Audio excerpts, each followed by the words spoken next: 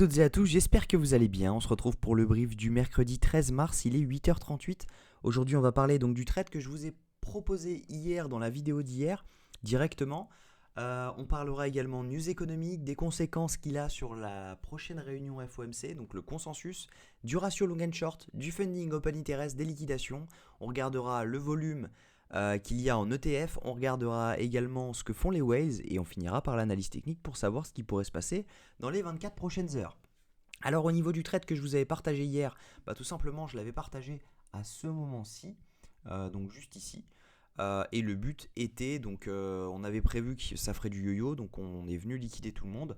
Le but était de ne pas être sûr qu'on vienne ici, mais le but était que si jamais on vient ici, on était sûr que ça rebondisse. C'était vraiment ça l'analyse. Parce qu'on n'était pas sûr à ce moment-là qu'on vienne ici. On aurait très bien pu juste faire cette mèche-ci et ensuite repartir. Et donc on est venu le chercher parfaitement. Et pourquoi ? Tout simplement parce que ça représentait ce change of character. Donc suite à cette hausse, tout simplement on a un changement de structure étant donné que ici on avait eu tout simplement un shosh, ok. Donc en cassant cette structure on a vu un shosh, mais pas assez défini. On est toujours en tendance haussière, donc il n'y avait aucun intérêt de prendre un short ici. En revanche, là, on avait eu donc ce pump, ok, tac, tac, tac, tac, tac. On revient chercher la zone OTE, donc la zone OTE qui est la zone entre 0,618 et 0,786.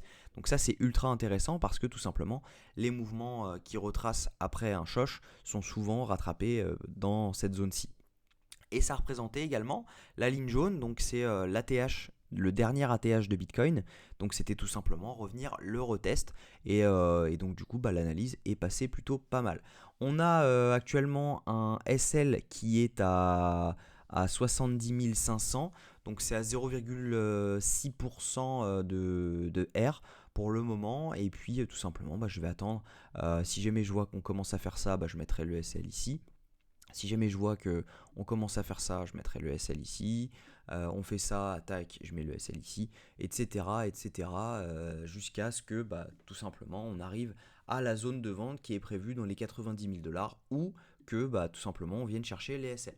Donc voilà le plan sur ce trade. Pour le moment, je laisse courir parce que je pense pas qu'on va vraiment dump. Mais vous allez voir que c'est possible qu'on fasse une petite bougie comme ceci pour après repartir. Donc alors, au niveau des news économiques, hier on a eu l'inflation américaine à 13h30, ça a eu un très faible impact sur les cryptos. En revanche, ça a eu un gros impact sur le consensus de la prochaine réunion FOMC, étant donné qu'on passe à 1% de chance que les taux ne bougent pas, que les taux baissent à la prochaine réunion. Donc la prochaine réunion, elle est la semaine prochaine, dans 7 jours. Donc ça va être mercredi prochain. Non, je dis une bêtise, ça va être jeudi prochain, je pense, parce qu'on a les 10 heures. Donc voilà, on a 99% de chances que les taux ne bougent pas. Par contre, c'est ce que je disais à un ami, c'est que en fait on aura toujours ces 99-98% de chances que les taux ne bougent pas et que le pivot de la Fed va arriver, à mon avis, quand personne ne l'attend.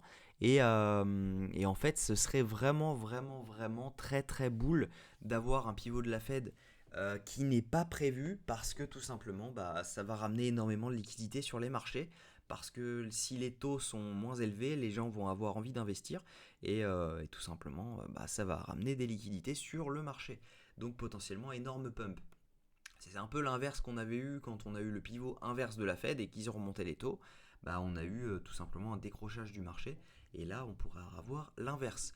Au niveau du ratio long and short, on a 400 millions de long en plus sur Binance et 100 millions de short en moins.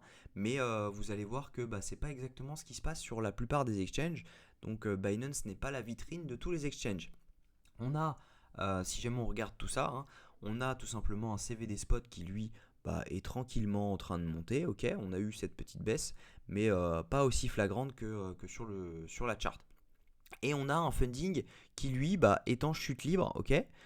Donc à la limite on pourrait se dire ok, on a eu une augmentation des longues juste ici avec une hausse de l'open interest et une hausse des funding. Donc là oui on a eu une hausse. En revanche derrière on a eu donc une baisse de l'open interest avec une baisse du funding. Tout simplement ça veut dire que ce sont des longues qui se ferment.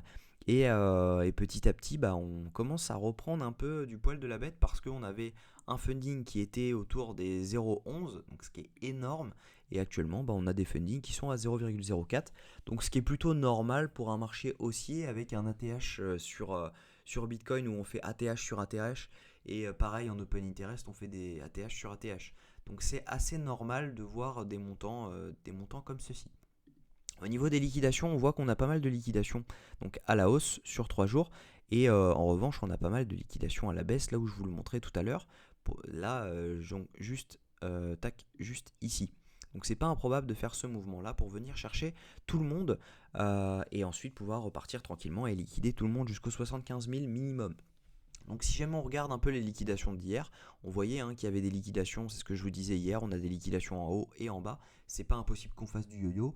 Bah, tout simplement, on a fait la liquidation à la hausse, on vient chercher tout le monde, on en laisse un petit peu, et derrière on redump, hop, et on vient chercher toutes les liquidations qu'il y avait ici. Donc voilà. Au niveau donc, des volumes sur les whales, etc., les whales sont en train actuellement de vendre ou de range, tout simplement, on pourrait dire plutôt que ça range. En revanche, on a les moyens et les gros portefeuilles, les moyens et les petits portefeuilles qui sont en train de commencer à accumuler. On voit les moyens portefeuilles, donc c'est les opérations entre 100K et 1 million, et ben on voit que ça commence à bouger un peu, et ça fait un bail que ça n'avait pas bougé. La dernière fois, c'était ici. Donc potentiellement, on pourrait continuer à avoir un push un peu comme celui-ci. Donc on pourrait avoir une petite liquidation qui nous emmène autour des 75 000 $. Ça ne serait pas impossible. Pareil, les retails commencent à se montrer. À voir maintenant si jamais on commence à casser des plus hauts comme ça et qu'on commence à faire quelque chose comme ceci. Là, ce sera annonciateur de potentiellement top de marché. Et il faudra penser à prendre quelques profits parce que vous le savez, les retails, tout simplement, quand ils achètent, bah, on a les retails qui achètent, les whales qui vendent. Okay, et à un moment, quand les retails arrêtent d'acheter, okay, qu'est-ce qui se passe? Bah, les volumes des whales sont tellement gros que bah, tout simplement, on a un prix qui fait comme ça. Okay, et à un moment, tac, tac, tac, tac, boum. Et on fait une mèche qui liquide tout le monde. Toutes les liquidations qu'on avait, etc. On vient chercher tout le monde. Donc faites bien attention à vous. Regardez bien ce que font les whales et les retails. De toute façon, moi je publie tout directement sur Discord. Donc n'hésitez pas à le rejoindre, c'est 100% gratuit. D'ailleurs, pour ceux qui veulent se former et qui ne connaissent pas grand chose à la crypto, j'ai mis une formation gratuite. Il suffit juste de cliquer sur le lien et passer par un lien d'affiliation sur l'un des exchanges que vous aurez choisi. Donc c'est 100% gratuit. Donc autant le faire. Et puis derrière, vous aurez accès donc à cette formation là. Alors, accès refusé. Ouais, je n'ai pas la demande d'accès sur ce mail-ci. Donc voilà. Donc n'hésitez pas à le rejoindre directement. C'est 100% gratuit. Ce sera avec grand plaisir. Au niveau, donc j'allais oublier, les ETF Bitcoin, on a eu le plus gros volume d'achat positif depuis le début des ETF. On a atteint le milliard de dollars, donc c'est plutôt conséquent. On a 859 millions d'achats positifs sur BlackRock, donc c'est vraiment énorme. À mon avis, BlackRock va passer premier en termes de capitalisation des ETF d'ici un mois, à mon avis. Je pense que c'est un petit mois et ensuite ils seront premiers. Parce qu'on voit tout simplement que Grayscale vend petit à petit. Les frais de 1,5% n'intéressent personne quand on peut avoir du 0% ou du 0,12.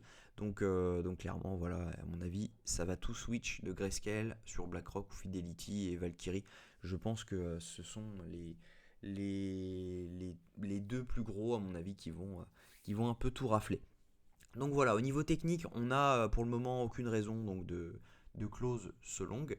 Pour rappel, bah voilà, le SL est à 70 500 et lorsqu'on aura fait ce creux ici et qu'on en aura fait un deuxième, je mettrai mon SL ici, etc. Tac, je le mettrai ici, tac, je le mettrai ici, etc., etc., etc.